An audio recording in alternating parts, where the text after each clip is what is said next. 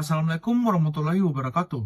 Perkenalkan, nama saya Fadil Raif Mainkom dari kelas A6 dengan NIM 0402 0240 258. Di sini saya akan mengerjakan tugas yang telah diberikan oleh dosen saya, yaitu Bapak Dr. Hardianto Janggi, SH, MH.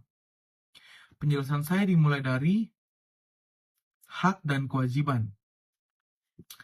Dari Van Apeldoorn, hak itu adalah kekuasaan atau wewenang yang oleh hukum diberikan pada seseorang atau badan hukum, kemudian menjadi tantangan adalah kewajiban orang lain.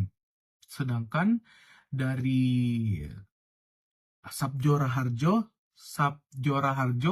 hak itu adalah kekuasaan atau wewenang yang oleh hukum diberikan pada seseorang yang dimaksud untuk melindungi kepentingan orang tersebut. Selanjutnya, yaitu unsur-unsur hak.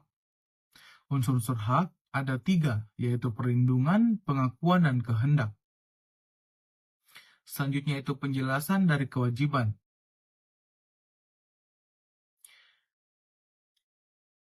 Kewajiban adalah beban yang diberikan oleh hukum kepada orang atau badan hukum dan memiliki beberapa golongan, diantaranya yaitu yang pertama, mutlak, kewajiban yang tidak disertai oleh hak, yang kedua, nisbi, kewajiban yang disertai oleh hak, dan yang ketiga, publik dan perdata.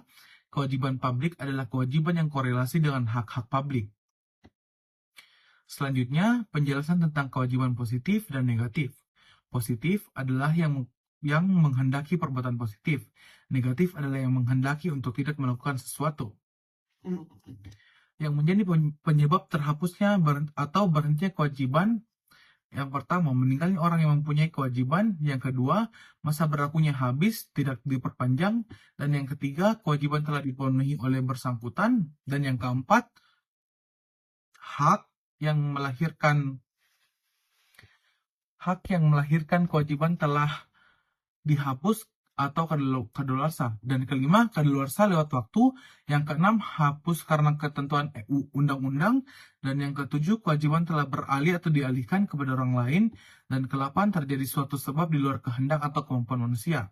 Peristiwa hukum. Semua kejadian atau fakta yang terjadi dalam kehidupan masyarakat yang mempunyai akibat hukum, contohnya jual beli barang, kawin, dan lain-lain. Sabjora Harjo. Beliau bilang kewajiban dalam masyarakat yang menggerakkan satu peraturan hukum tertentu sehingga ketentuan tertentu yang tercantum di dalamnya lalu diwujudkan. Perbuatan subjek hukum dan fakat hukum. Perbuatan subjek hukum, yang pertama perbuatan hukum atau perjanjian, yang kedua tindakan material atau menurut hukum melaksanakan tugas yang diberikan, melawan hukum atau perbuatan hukum yang ditindak. Fakta hukum. Yang pertama keadaan, yang kedua peristiwa terbagi yang atau tindakan manusia, tidak berkaitan dengan tindakan manusia. Perbuatan melawan hukum sebelum dan sesuai tahun 1919. Perbuatan melawan hukum terjadi apabila melanggar atau bertentangan dalam undang-undang hukum tertulis sebelum tahun 1919.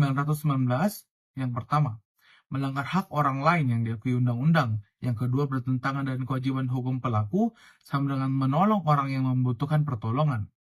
Selanjutnya, sesudah terbit MA tanggal 31 bulan 12 tahun 1919, yang pertama, sesudah perbuatan atau kealfaan yang menimbulkan pelanggaran bagi orang lain bertentangan dengan kewajiban pelaku. Dan kedua, melanggar kesusilaan yang layak dalam masyarakat terhadap orang lain atau benda. Perbuatan hukum dan akibat hukum.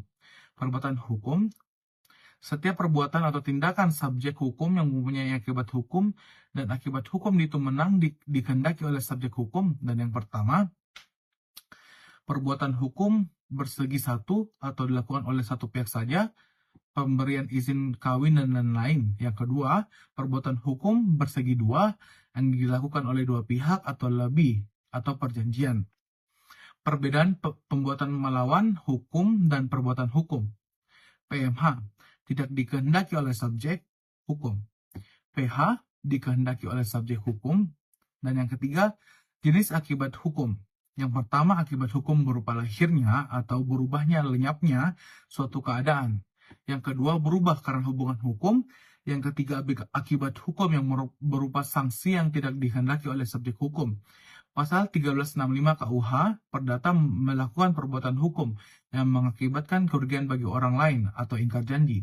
Contoh sanksi positif dan negatif. Positif sama dengan diberikan penghargaan atau prestasi. Negatif, penjatuhan tindak pidana atau melanggar hukum.